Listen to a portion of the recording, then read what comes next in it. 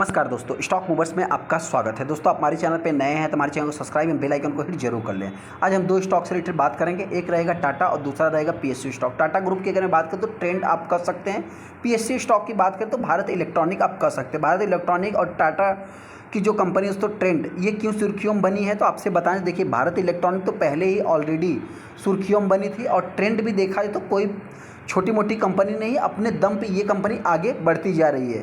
इन दोनों कंपनियों की बात करें तो आज के दिन कुछ न्यूज़ निकल के आए। न्यूज़ की अगर बात करें तो जो डोमेस्टिक ब्रोकर्स हैं, जेएम फाइनेंशियल की अगर बात करें तो उन्होंने दोस्तों इस कंपनी का इनको मतलब कि प्रिडिक्ट किया है कि आने वाले समय में ये कंपनी निफ्टी 50 में आप कह सकते हैं कि इंक्लूजन मतलब कि अंदर जा सकती है।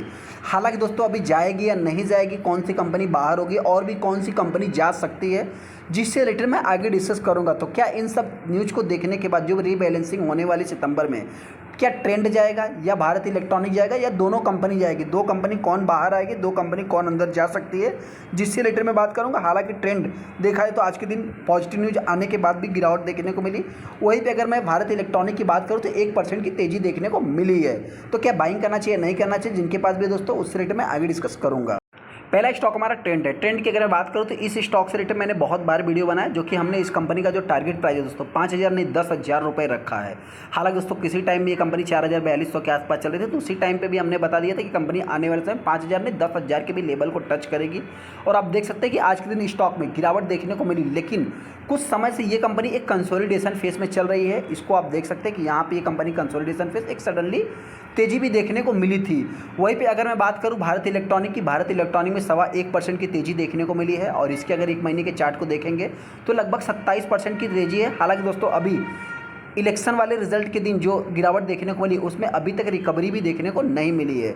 इनमें न्यूज़ क्या है दोस्तों, तो आप सभी लोगों को पता है कि यहाँ पे जो जेएम फाइनेंशियल है ये एक्सपेक्ट कर रहे हैं कि निफ्टी 50 में ये दो कंपनी एंट्री ले सकती है, ऐसा उनका प्रिडिक्शन है। निकाला कौन जाएगा दोस्तों, तो एलटीआई माइंडट्री की बात कर रहे हैं। और वहीं पे अगर मैं बात करूँ तो कुछ लेबोरेटरीज़ मतलब जो डिवीज़ लेबोरेटरीज़ है उनकी भी वो बात कर रहे हैं। हालांकि कुछ और भी स्टॉक है, जैसे कि अगर मैं एडिशनली बात करूँ तो जोमेटो है, जियो फाइनेंशियल की बात कर रहे हैं। लेकिन ये दो कंपनियां अभी एफएनओ में नहीं है, जिनके कारण इनको पहले एफएनओ में लाया जाएगा, उसके बाद इनके ऊपर विचार किया जा सकता है। हालांकि दोस्तों दो जो फ्री फ्लोट मार्केट है दोस्तों, जियो फाइनेंशियल की बात करें या जोमेटो की बात करें तो इनका फ्री फ्लोट मार्केट कैप बराबर है। हालांकि दोस्तों जो प्रीपेड है मतलब रेडी है, तैयार है, आप कह सकते हैं ट्रेंड ऑफ वेल, ये एंट्री कर सकती है, ऐसा जो कि इनका डिकोड मतलब ऐसा जो कि इनका मानना है। अभी तक की अगर मैं बात करूँ तो भारत इलेक्ट्रॉनिक भी दोस्तों एक अच्छा खासा रिटर्न बना के दिया है और आप कह सकते हैं कि मतलब 1,30,000% का रिटर्न है। तो इस कंपनी के भी ज़्यादा से ज़्यादा चांस है। और सेकंड, इसके भी अगर आप चार्ट को देखेंगे तो कोई ऐसा वैसा चार्ट नहीं दोस्तों, एक इंपॉर्टेंट पॉइंट, एकदम फ्लैट चार्ट आपको मतलब जिस टाइप से प्लेन चलती है दोस्तों उसी टाइप से इस स्टॉक का भी चार्ट आपको देखने को मिल जाएगा। अगर मैं वहीं पे ट्रेंड की बात करूँ, ट्रेंड भी कोई पीछे नहीं है। इस कंपनी का भी अगर आप मैक्सिमम चार्ट पैटर्न देखेंगे तो सेम लगभग 50,000% का रिटर्न है। और मतलब एक ब्लू चिप कंपनियाँ कैसी होती है उस टाइप से देखा है तो ये कंपनी अपने आप को मतलब कि फील भी कराती है। जैसा कि आप देख भी सकते हैं कि इनके चार्ट में कोई भी वॉलेटाइल देखने को नहीं मिल रहा था, जो रिस्क है जीरो के बराबर भी आप कह सकते हैं। हालांकि दोस्तों स्टॉक मार्केट है, यहाँ पे रिस्क जीरो नहीं कर सकते, फिर भी रिस्क तो बना ही रहता है। लेकिन हाँ, मेरे पॉइंट से अगर मैं एलटीआई माइंडट्री की बात करूँ या डिवीज़ लेबोरेटरीज़ की बात करूँ तो इनकी अगर मैं बात करूँ तो अगर ये मार्केट से निकलते हैं तो उनकी अगर प्राइस के अकॉर्डिंग आप देखेंगे तो हालांकि बहुत सारे रेशियो होते हैं, उसके बाद जो कि एंट्री होती है तो देखा है तो जो प्राइस के अकॉर्डिंग अगर आप देखेंगे तो ट्रेंड एकदम फिट बैठता है मेरे पॉइंट से। हालांकि वहीं पर अगर मैं भारत इलेक्ट्रॉनिक की भी बात करूँ तो ये भी स्टॉक आने वाले समय में हो सकता है। देखिए अभी एंट्री लेना है नहीं लेना ये तो 30 सितंबर को ही डिसाइड होगा, जो कि मतलब इफेक्टिव आप कह सकते हैं 30 सितंबर से होते हुए दिख सकता है। वहीं पे अगर आप न्यूज़ भी देखेंगे दोस्तों जो कि एडिशनली जो इंडेक्स में ऐड होने वाले हैं, आप कह सकते हैं कि भारत इलेक्ट्रॉनिक और ट्रेंड की बात हो रही है। इनकी अगर मैं बात करूँ तो डोमेस्टिक ब्रोकर्स है जेएम फाइनेंशियल, जो कि एक्सपेक्ट कर रहे हैं दो स्टॉक जो कि इंक्लूड हो सकते हैं। वहीं पर देखा जाए तो मतलब जो दो स्टॉक हैं दोस्तों, इनसे कुछ ज़्यादा मतलब कि पैसे आते हुए भी देख सकते हैं, ऐसा जो कि एक्सपेक्ट किया जा रहा है। ये देख सकते हैं कि यहाँ पे सितंबर की बात इफेक्टिव फ्रॉम सितंबर से देखने को मिल जाएंगे। ट्रेंड और वेल की अगर बात करूँ इन दोनों स्टॉक से लगभग 412 बिलियन के आसपास, 412 मिलियन के आसपास से लेकर के आप कह सकते हैं 392 मिलियन तक आते हुए दिख सकता है, ऐसा इनका मानना है।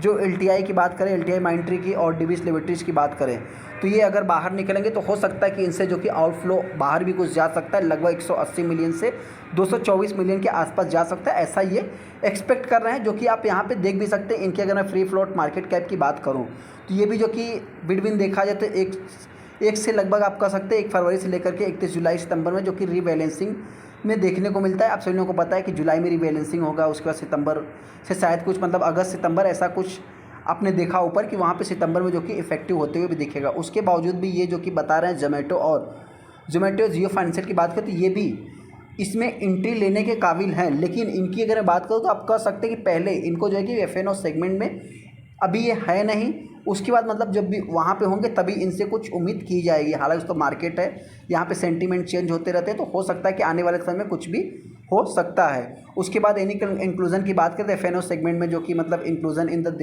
निफ्टी 50 इंडेक्स, जो कि जेम फाइनेंशियल जियो फाइनेंशियल की बात करें और जोमेटो की बात करें एंड टेंट की बात करें, will be inclusion in the Nifty 50 index. While जबकि देखा तो LTI माइंट्री की बात करें, डिविस लेबोरेटरीज की बात करें, एसर मोटर की बात करें, cell with the inclusion from index से हो सकता है कि एक्सक्लूजन, ये 3 स्टॉक दोस्तों निकल भी सकते हैं। हालांकि तो भारत इलेक्ट्रॉनिक की बात करें या जो कि मतलब कि ट्रेंड की बात करें, ट्रेंड में एक छोटा वैल्यूम आपको क्रिएट होता हुआ दिखेगा, लेकिन भारत इलेक्ट्रॉनिक ट्रेडिंग वाला स्टॉक भी आप मान सकते हैं ज़्यादा से ज़्यादा, क्योंकि इनसे रिलेटेड डेली बेसिस पे आपको कुछ ना कुछ न्यूज़ देखने को मिलते रहते हैं। उस हिसाब से 322 लाख के आसपास टोटल शेयर ट्रेड हुए, जिसमें 46% माल डिलीवरी में उठा गया। तो ये अपने आप में एक पॉजिटिव वे में आप ले सकते हैं।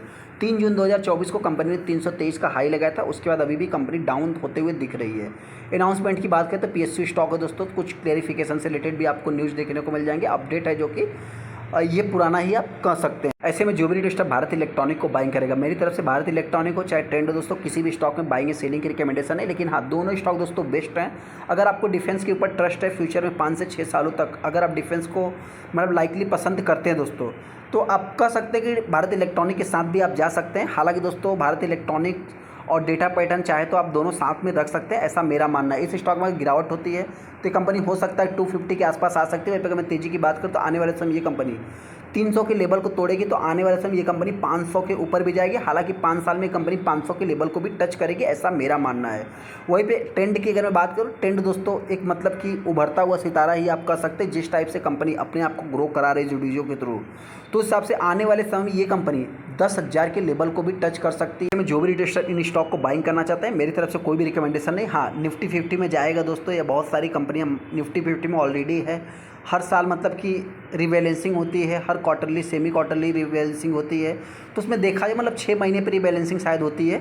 तो उसमें अगर मैं बात करूँ तो अप्स एंड डाउन्स तो लगे रहेंगे। किसी 6 महीने में कंपनी परफॉर्मेंस अच्छा नहीं दिखाएगी तो इसको भी रिबैलेंसिंग की बात होगी। कोई 2-4 साल कंपनी, अभी LTI माइंट्री अभी तो जस्ट आई हुई कंपनी, तो उसको भी निकालने की बात हो रही है। तो मतलब ये देखा है तो एक प्रकार से मतलब कि मार्केट का पार्ट है। वो सब चीज़ें छोड़ करके आपको कंपनी का बिजनेस, कंपनी के ऊपर ट्रस्ट होना चाहिए। तो हिसाब से इस स्टॉक पर गिरावट होती है तो मेरे पॉइंट से ये कंपनी 4500 के आसपास आ सकती है। तेज़ी की बात करें तो आने वाले समय ये कंपनी यही 5,4800 के आसपास चल सकती है। हालांकि कुछ समय बाद ये कंपनी 10,000 के लेवल को भी टच करेगी, लेकिन इसके लिए आपको टाइम भी देना पड़ेगा। चीज़ तो वीडियो को लाइक कर दे, चैनल को सब्सक्राइब कर देंगे दोस्तों।